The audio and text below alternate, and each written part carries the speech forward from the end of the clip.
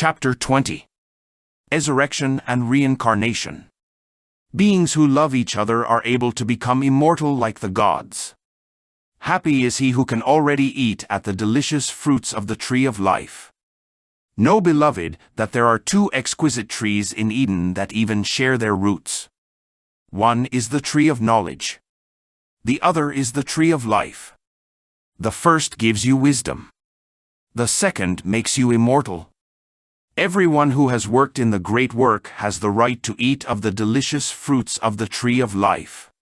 Really, love is the summum of wisdom. Those men and women who follow the path of the perfect matrimony finally gain the joy of entering nirvana. This is to forget the world and man forever. It is impossible to describe the joy of nirvana there. Every tear has disappeared forever.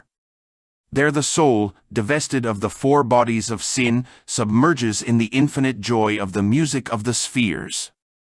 Nirvana is sacred star-filled space. The masters of compassion, moved by human pain, renounce the great joy of nirvana and resolve to stay with us in this valley of great bitterness. Every perfect matrimony inevitably reaches adepthood. Every adept can renounce nirvana for love of the great orphan. When the adept renounces the supreme happiness of nirvana, he may ask for the elixir of long life.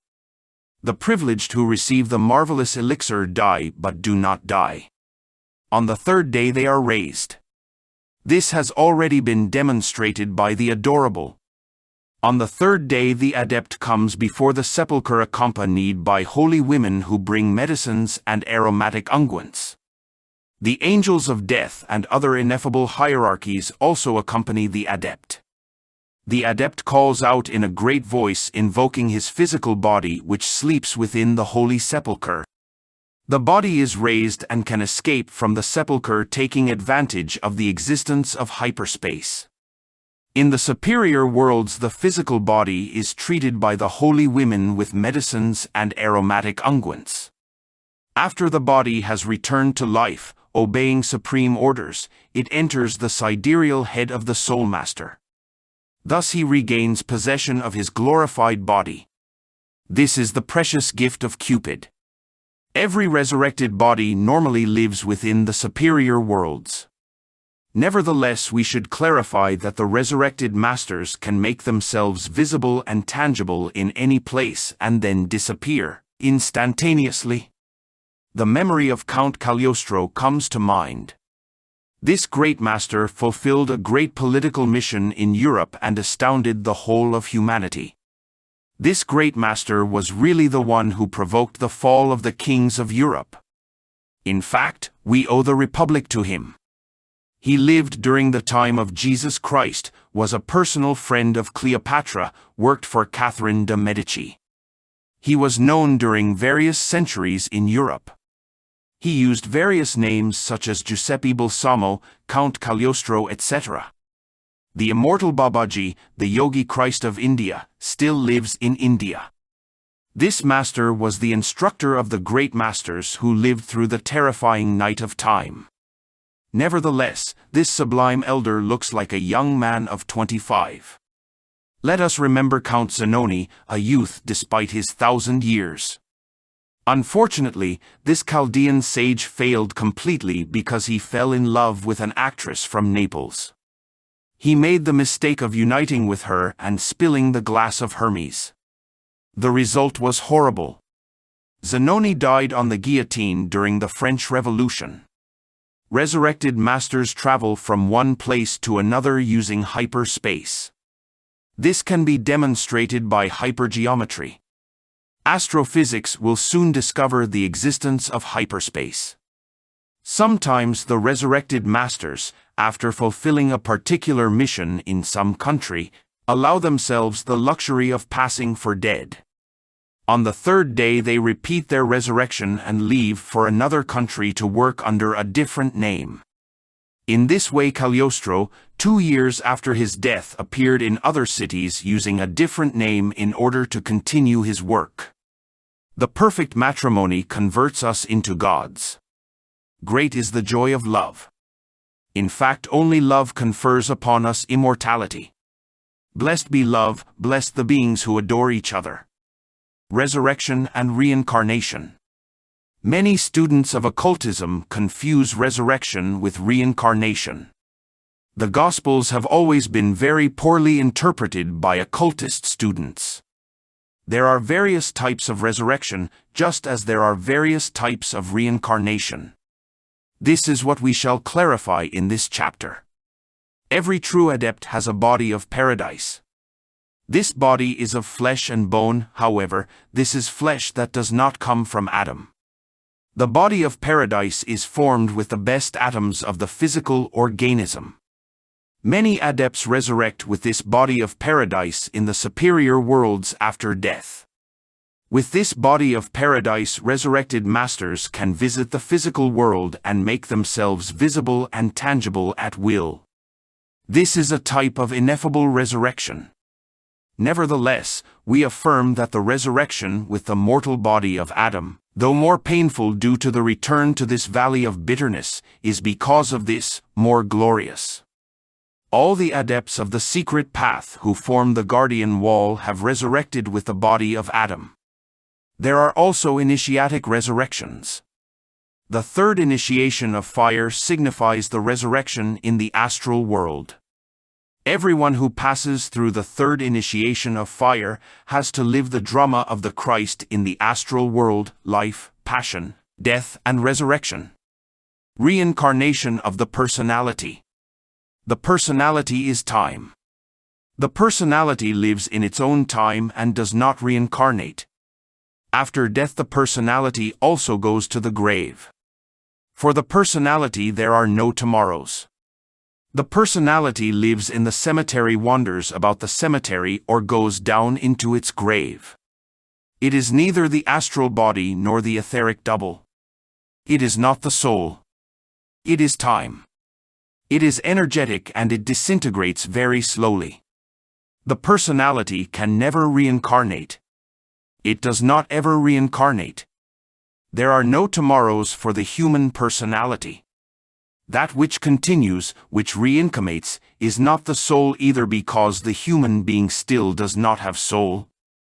In fact, it is the ego that reincarnates, the I, the reincarnating principle. The ghost of death, the remembrance, the memory, the error that is perpetuated.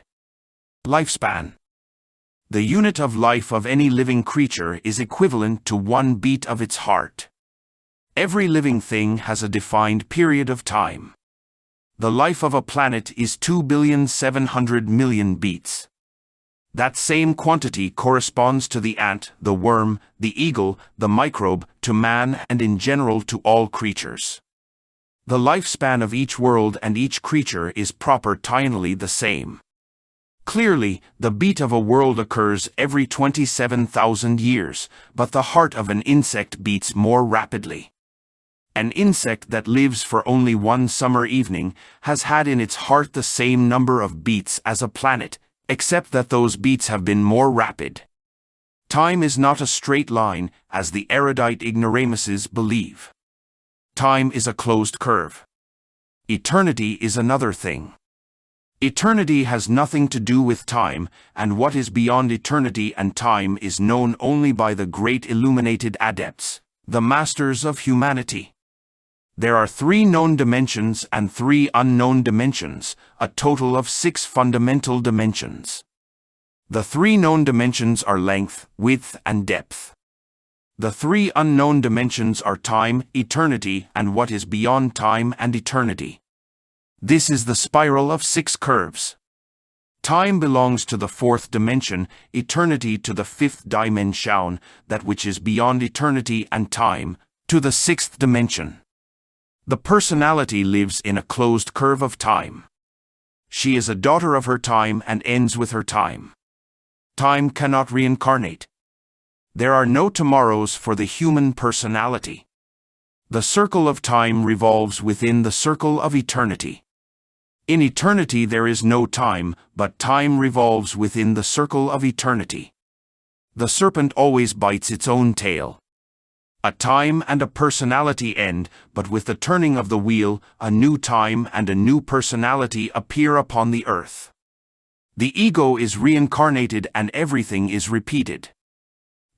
Last realizations, sentiments, preoccupations, affections, and words cause all the sexual sensations and all the amorous drama which gives rise to a new physical body. All the romances of married couples and lovers are related to the last moments of the dying.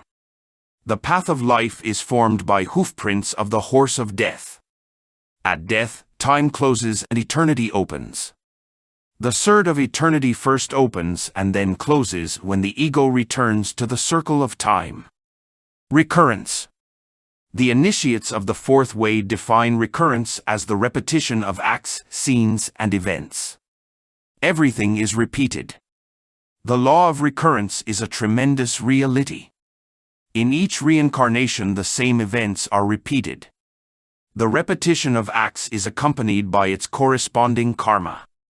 This is the law that reconciles effects to the causes that gave rise to them. Every repetition of acts carries karma and sometimes dharma, recompense. Those who work with the great arcanum, those who tread the straight, narrow, and difficult path of the perfect matrimony, are freed little by little from the law of recurrence. This law has a limit. Beyond that limit we become angels or devils. With white sexual magic we become angels. With black sexual magic we become devils. The question of personality. This question of the personality, child of its time, that dies in its time merits our attention. In reality it is completely clear that if the personality were to reincarnate, time would also reincarnate, and this is absurd because time is a closed curve. A Roman man who reincarnated in these modern times of the 20th century with the personality of the time of the Caesars would in fact be intolerable. We would have to treat him as a delinquent because his customs would in no way correspond to those we have today. The returns of the ego. The symbol of Jesus expelling the merchants of the temple with whip in hand is concerned with a tremendous reality of death and horror. We have already said that the I is pluralized. The I, the ego, is a legion of devils. Many readers will not like this statement, but it is the truth, and this we must say, even though we may not like to. During the work with the demon, during the work of the dissolution of the ego, parts of the I, subhuman entities that possess part of our consciousness and our life, are eliminated, cast out of our internal temple. Sometimes these entities reincarnate in animal bodies. Many times it will have happened that while in zoos we have met forms discarded from ourselves, living in animal bodies. There are people so animalistic that if everything animal was removed from them, nothing would remain. This class of people are lost cases. The law of recurrence has ended for these people. The law of reincarnation has ended for them. This type of person can reincarnate into animal bodies or enter definitively into the abyss. There they disintegrate slowly. Advantages of resurrection. Whoever renounces nirvana for love of humanity is able to conserve his physical body for millions of years. Without resurrection, the adept would find himself needing to constantly be changing bodies. This would be a clear disadvantage. With the resurrection, the adept does not need to change his body. He can conserve his vehicle for millions of years. The body of a resurrected adept is totally transformed. The soul within the body transforms it totally, converting it also into soul, until the adept becomes totally soul. A resurrected body has its fundamental seat in the internal worlds. It lives in the internal worlds and only makes itself visible in the physical world by means of the will. Thus a resurrected master may appear or disappear instantly where he wishes. No one can apprehend or incarcerate him. He travels within the astral plane to wherever he wants. The most interesting thing for the resurrected adept is the Great Leap. When the time comes, the resurrected master can take his body to another planet. The resurrected master can live with his resurrected body on another planet. This is one of the great advantages. The resurrected adept is able to make the things of the astral visible and tangible by transferring them to the physical plane. This can be explained because the master has his fundamental seat in the astral, although he can manifest himself physically. Cagliostro, the enigmatic Count Cagliostro, after his departure from the Bastille, invited his friends to a banquet. There, in the midst of the feast, he invoked many deceased spirits, who also sat at the table to the amazement of the guests. On another occasion, as if by magic, Cagliostro made a precious golden dinner service appear, from which his guests ate. The powerful Count Cagliostro used to transmute lead into gold and made pure diamonds, of the highest quality through the vivification of carbon. The powers of every resurrected master are a real advantage. A great friend, a resurrected adept, who currently lives in the great Tartarus, told me the following: before swallowing earth, one is no more than an idiot. One thinks one knows much but knows nothing. One only really comes to be good when one has already swallowed earth. Before this one knows nothing. He also said to me, the masters fall because of sex. This reminds us of Count Zanoni. He fell when he ejaculated the semen. Zanoni was a resurrected master. He fell in love with an actress from Naples and he fell. Zanoni died on the guillotine during the French Revolution. Whoever wants to achieve resurrection has to follow the path of the perfect matrimony. There is no other path. Only with sexual magic can we attain resurrection. Only with sexual magic can we liberate ourselves from the wheel of reincarnations in a positive and transcendental manner. The loss of the soul. In preceding chapters we have already said that the human being has still not incarnated his soul. Only with sexual magic can we engender the internal vehicles. They, as with plants, sleep latent within the hard darkness of the grain, of the seed which is deposited in the seminal system. When the human being has the cryptic vehicles, he can incarnate his soul. Whoever does not work with the grain, whoever does not practice sexual magic cannot germinate his cryptic bodies. Whoever does not have cryptic bodies, can any either incarnate his soul? He loses his soul, and in the long term submerges in the abyss where he disintegrates slowly. Jesus, the great master, said, "For what is a man profited, if he shall gain the whole world, and lose his own soul? Or what shall a man give in exchange for his soul? Whoever does not incarnate his soul, loses it. He who does not have cryptic vehicles does not incarnate soul. Whoever does not work with the grain does not have cryptic vehicles.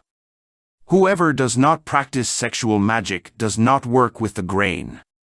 The resurrection of the dead is only for men with soul. In fact, only men with soul are true men in the fullest sense of the word.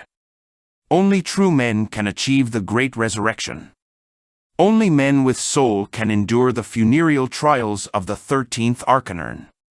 These trials are more horrifying than death itself. Those who do not have a soul are sketches of men, phantoms of death. That is all. The vehicles of men without soul are ghostly vehicles, they are not the authentic vehicles of fire. In reality, men without soul are not true men. In fact, the human being is still an unrealized being. Very few are they who have soul. The great majority of beings called human still do not have soul.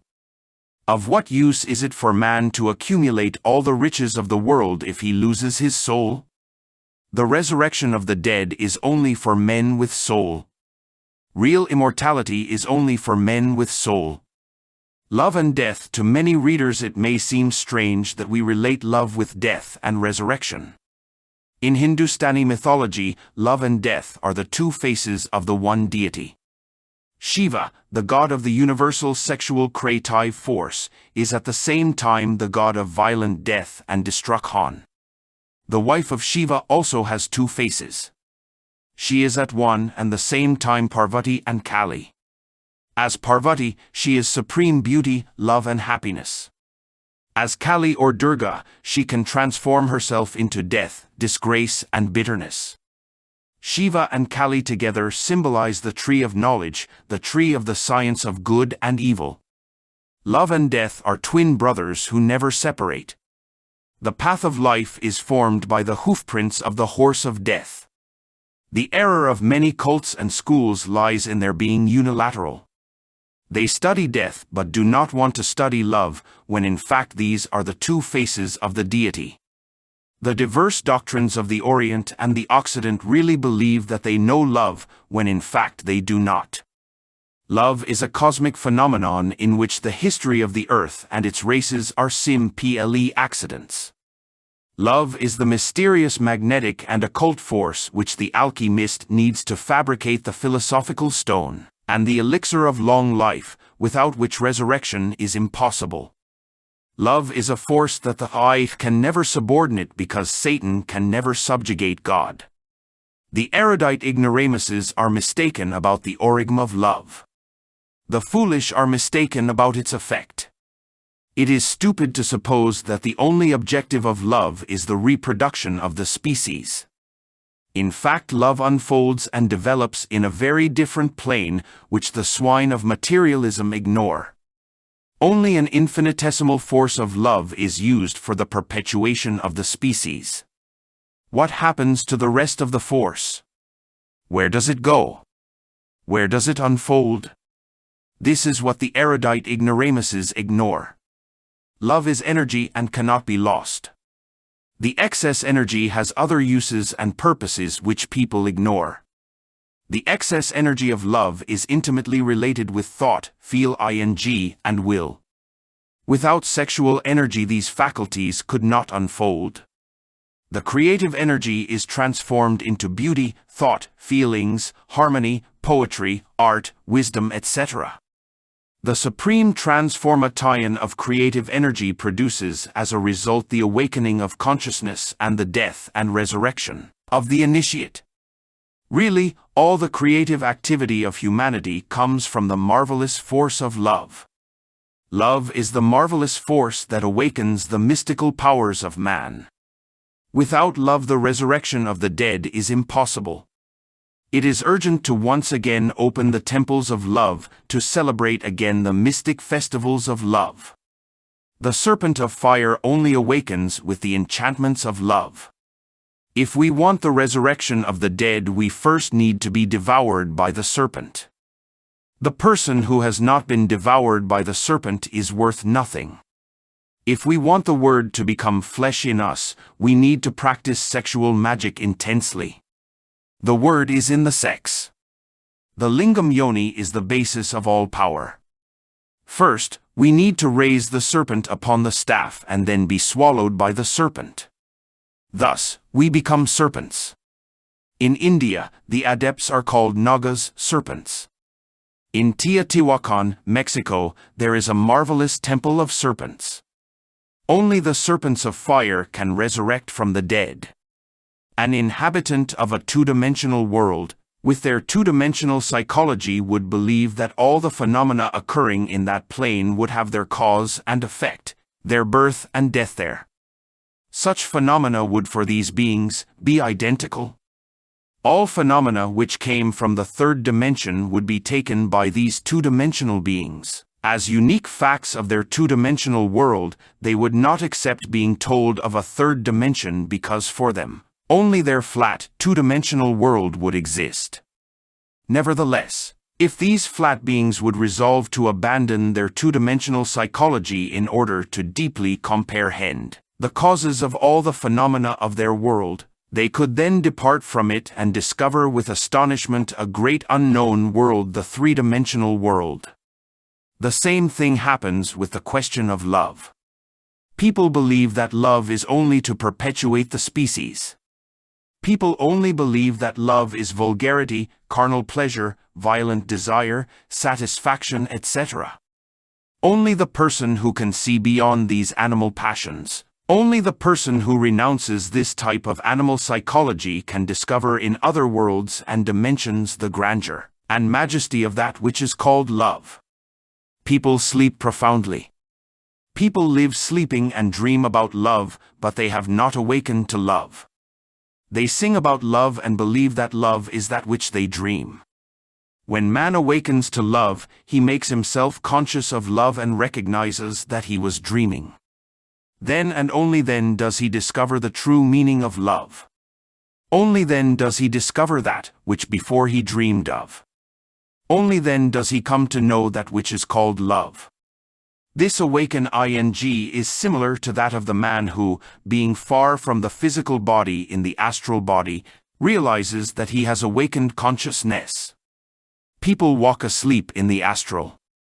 When someone realizes that he is dreaming and then says, "This is a dream, I am dreaming, I am in the astral body, I am outside my physical body," the dream disappears as if by magic, and then the individual is awake in the astral world. A new and marvelous world appears before he who before was dreaming. His consciousness has awakened. Now he can know all the marvels of nature. So also is the awakening of love. Before that awakening we dream about love. We take those dreams as reality, believe we are loving, live in a world of passions, romances, occasionally delicious, disillusionments, vain oaths, carnal desires, jealousies, etc., etc., and believe that this is love. We are dreaming and we ignore it. The resurrection of the dead is impossible without love, because love and death are the two faces of the same deity. It is necessary to awaken to love to attain resurrection. It is urgent to renounce our three-dimensional psychology and the crude facts, in order to discover the meaning of love in the fourth, fifth, and sixth dimensions. Love comes from the superior dimensions. Whoever does not renounce his three-dimensional psychology will never discover the true meaning of love, because love does not have its origin in the three-dimensional world. The flat being who does not renounce his two-dimensional psychology would believe that the only reality in the universe is lines, the changes of color of the lines in the plane, etc. A flat being would ignore that the lines and the change of color in certain lines could be the result of the turning of a wheel with multicolored spokes, perhaps that of a carriage.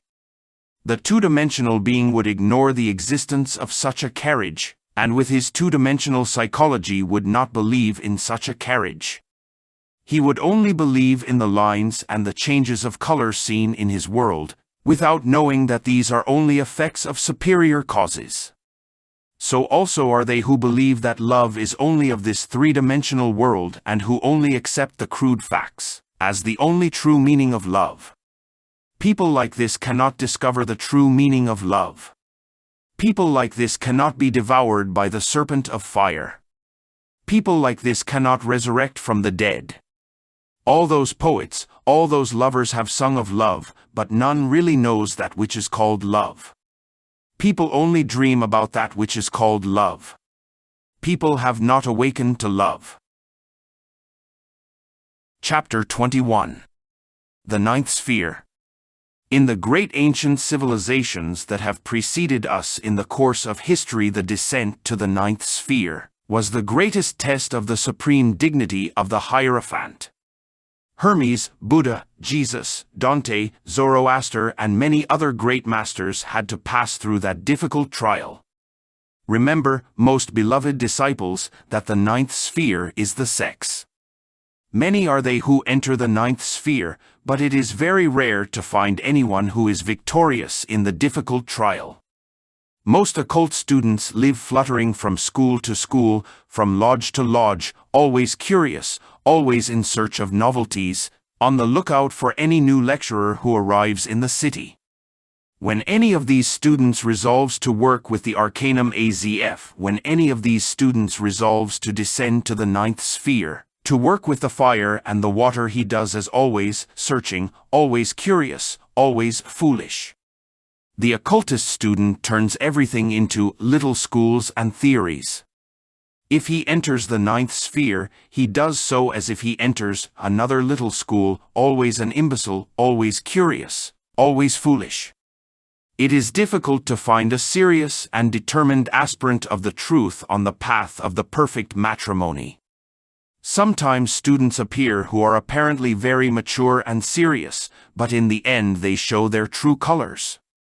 Sad truth, but a fact of this life. The trials of the ninth sphere are very fine and subtle. The doctor advises the devotee to fornicate because if not, he is told, he will become ill. Her friends stir up fear in the wife. The so-called brothers of different organizations frighten the student. The magicians of darkness, disguised as saints, advise the devotee to spill the semen in a saintly manner. The so-called sages teach the aspirant negative sexual magic with the spilling of the semen. The manner of teaching, the sublime and mystic tinge that the tenebrous, disguised as saints give to their doctrine succeeds in misleading the devotee and keeps him away from the path of the razor's edge. Then the student falls into black magic. When the student goes astray, he believes he is wiser than the masters of Gnosis. Really, the failures of the ninth sphere, those who do not succeed in passing the very long and hard trials of this arcanum, in fact become terribly perverse demons. The worst of it is that no demon believes himself to be bad or perverse. Every demon believes himself to be saintly and wise. When beginning the practices of sexual magic, the organism is affected. Sometimes the sexual and parathyroid glands become inflamed, the head aches, one feels a certain dizziness, etc. This frightens the curious butterflies of the little schools, who flee terrified, looking as always for refuge in some new little school. This is how these poor fools spend their lives, always moving from flower to flower. The day comes when these poor fools die, having achieved nothing. They have miserably wasted time. When death arrives, these fools continue as a legion of demons. The ninth sphere is definitive for the aspirant to realization. It is impossible to self-realize intimately without having incarnated the soul. No one can incarnate the soul if he has not engendered the Christ astral, the Christ mind, and the Christ will. The present internal vehicles of man referred to by theosophy are only simple mental forms that everyone must dissolve when they try to achieve intimate self-realization. We need to be born, and being born is, has been, and will always be an absolutely sexual problem. It is necessary to be born, and for that one must descend to the ninth sphere. That is the greatest test of the supreme dignity of the Hierophant. That is the most difficult trial. It is very rare to find someone who can overcome that difficult trial. As a rule, everybody fails in the ninth sphere. It is necessary that the husband and wife love each other deeply. People confuse desire with love. The whole world sings of desire, and this is confused with that which is called love. Only those who have incarnated their souls know what love is. The I does not know what love is. The I is desire. Everyone who incarnates his soul is because of that, a Buddha. Every Buddha must work in the ninth sphere to incarnate the internal Christ. In the ninth sphere the Buddha is born. In the ninth sphere the Christ is born. First we must be born as Buddhas, and then as Christs. Blessed be love. Blessed the beings who truly love one another. Blessed be they who are victorious in the ninth sphere. Fear-mongers. Many pseudo-esotericists have committed unspeakable genocides. When fear-mongers act against Kundalini, really it is a true genocide. It is an indescribable crime against humanity to tell people in published books that the awakening of Kundalini is dangerous. Those who spread fear against Kundalini are worse than war criminals. The latter committed crimes against people, but pseudo-esotericists who spread fear commit crimes against the soul. Whoever does not awaken Kundalini cannot incarnate his soul. Whoever does not awaken his Kundalini remains without soul, he loses his soul. It is false to say that Kundalini can awaken without moral progress, and due to this, one must wait until such progress is made. The development of Kundalini is controlled by the merits of the heart. We give concrete instructions about Kundalini, and every true serpentine culture knows the path in depth. It is false that Kundalini may flow through different channels when white sexual magic is practiced. It is only when black sexual magic is practiced that Kundalini descends to the atomic infernos of man and becomes the tail of Satan. Therefore, that absurd affirmation of the fear-mongers that Kundalini can leave the medullary channel, tear tissue, produce terrible pains and cause death, is false. These affirmations of the assassins of souls are false because each of the 7 serpents has its specialized masters, who watch over the student. The student is not abandoned in the work. When the student awakens the first serpent, he is attended by a specialist, and when the second serpent is awakened, he is helped by another, and so on. These specialists take the serpent through the medullary channel. No student is abandoned. The specialists have to answer for the student. The specialists live in the astral world. Kundalini awakens negatively only when the semen is spilled. Whoever practices sexual magic without spilling the semen has nothing to fear. Nobody can realize the superior aspects of Kundalini without perfect sanctity. It is then false to say that there are disastrous possibilities in the premature actualization of Kundalini. This affirmation is false because the premature actualization of fire cannot occur. Kundalini can only be activated based on sanctification. Kundalini does not rise even 1 vertebra if the conditions of sanctity required for that vertebra have not been won. Each vertebra has its moral conditions of sanctity. It is false and stupid to say that Kundalini can awaken ambition or pride, or intensify all the base qualities and animal passions of the animal ego. Whoever uses these fear-mongering tactics to keep students from the real path is truly ignorant, because Kundalini awakened with white sexual magic cannot progress even 1 degree when true sanctity does not exist. Kundalini is not a blind force. Kundalini is not a mechanical force. Kundalini is controlled by the fires of the heart and can only be developed based on sexual magic and sanctity. We have to recognize that in Mexico the serpentine culture was, and continues to be, formidable. Every Aztec sculpture is a marvelous book of occult science. We have been enraptured contemplating Quetzalcoatl with the serpent entwined about his body and the lingam yoni in his hands. We have been amazed contemplating the giant serpent devouring the magician. We have been filled with a singular veneration to see the tiger with a phallus hanging at its neck. Really, the word is in the phallus. In the Aztec culture there are no fear-mongers. Each book of stone, each indigenous layman invites us to awaken Kundalini. It is urgent to first awaken Kundalini and then be devoured by Kundalini. We need to be swallowed by the snake. We need Kundalini to swallow us. We need to be devoured by the serpent. When one is devoured by the serpent, one also becomes a serpent. Only the human serpent can incarnate the Christ. Christ can do nothing without the snake. The authentic Aztec and Mayan cultures, the Egyptian and Chaldean, etc., are serpentine cultures that cannot be understood without sexual magic and Kundalini. Every archaic culture is serpentine. Every authentic and true civilization is serpentine.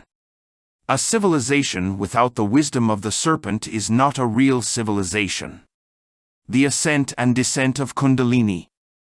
Those pseudo-esotericists are lying terribly who claim that Kundalini, after having ascended to the crown chakra or lotus of 1,000 petals, then descends once again to the Church of Ephesus, or coccygeal center, remaining stored there. Kundalini only descends when the initiate lets himself fall. The initiate falls when he spills the semen. The work to raise the serpent after having fallen is very difficult and arduous. The Lord of Perfection said, "The disciple should never let himself fall, because he who falls then has to struggle a great deal to regain that which was lost."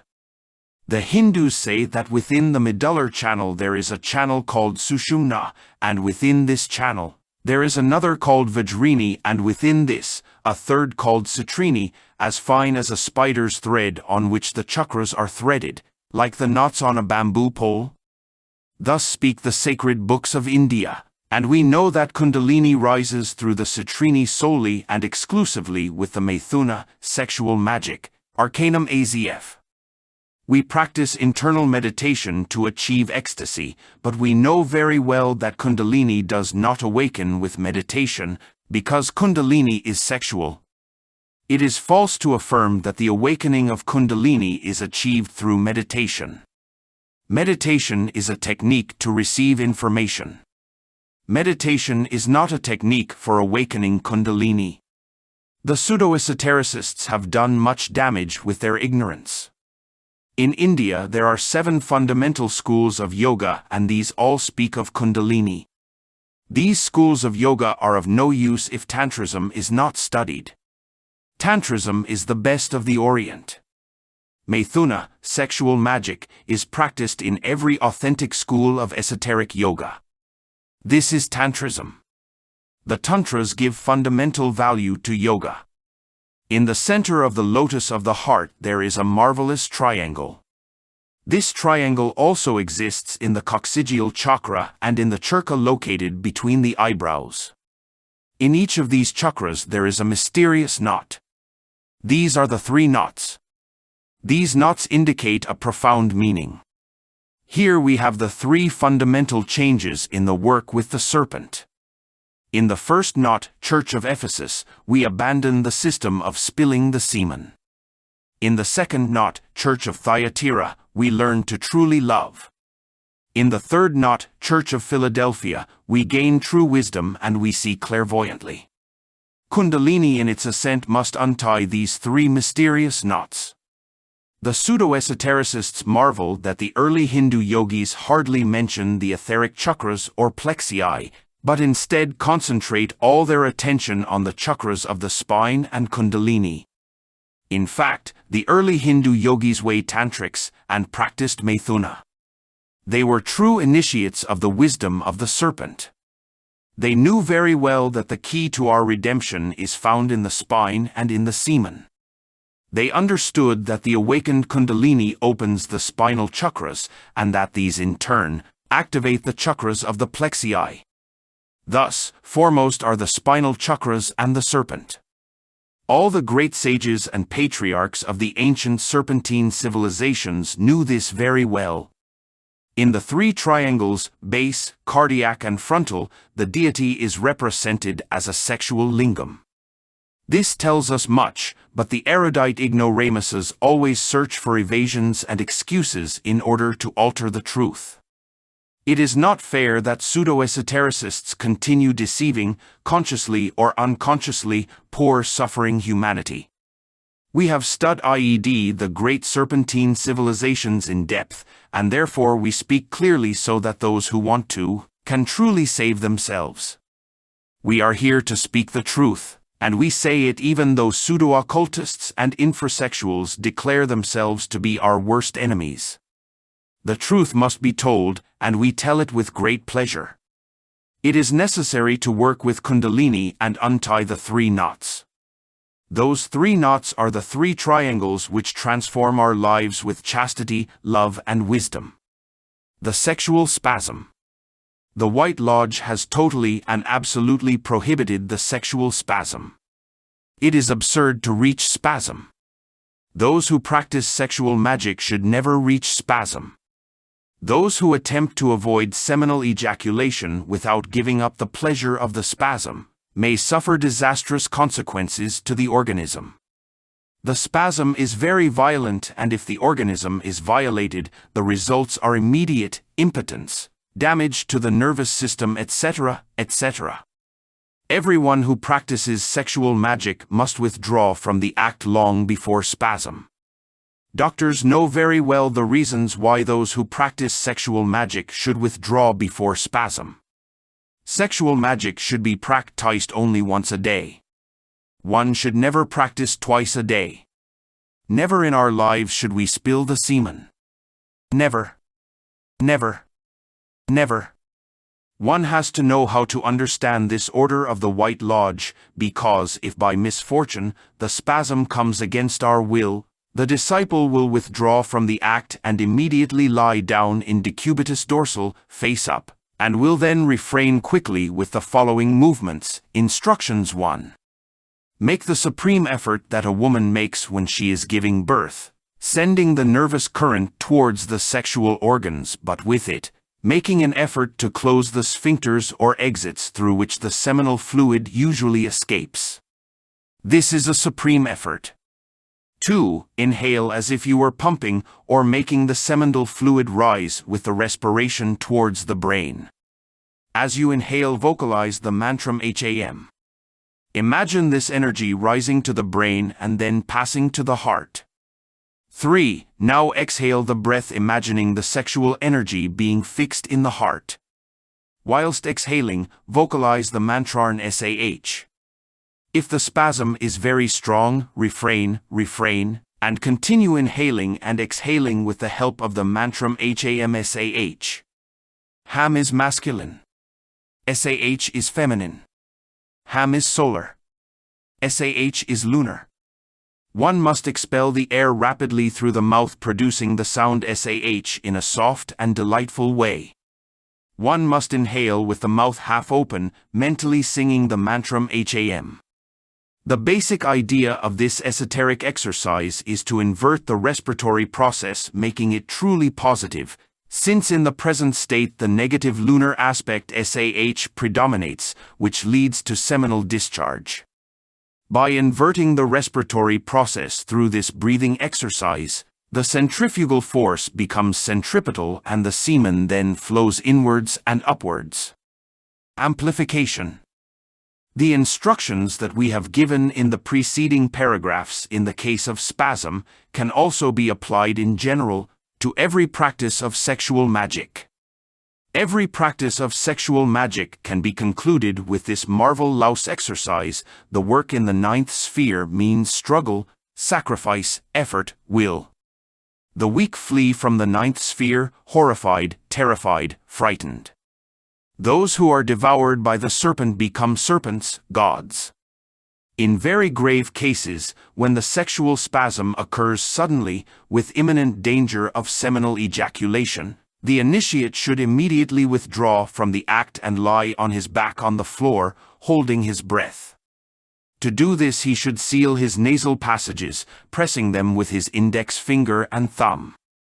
This effort should be accompanied by concentration of thought. The neophyte should concentrate intensely on the pulsations of the phallus, which are a repetition of the cardiac pulse. He must try to refrain these sexual pulsations to avoid spilling the semen, and if he is forced to inhale oxygen, this should be done with a very short and rapid inhalation, continuing with the maximum retention of breath.